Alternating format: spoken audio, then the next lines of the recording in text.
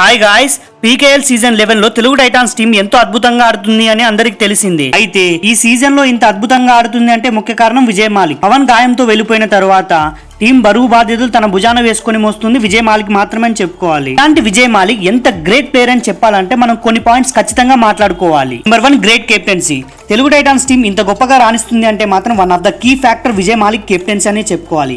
ఎందుకంటే 40 నిమిషాల మ్యాచ్ మొదటి నిమిషం నుంచి తన స్టాటిస్టిక్ అమలు చేస్తాడు. ఎస్పెషల్లీ ప్రెజర్ సిచ్యువేషన్ లో ఎంతో కూల్ గా ఉండి టీం ని లీడ్ చేస్తాడు.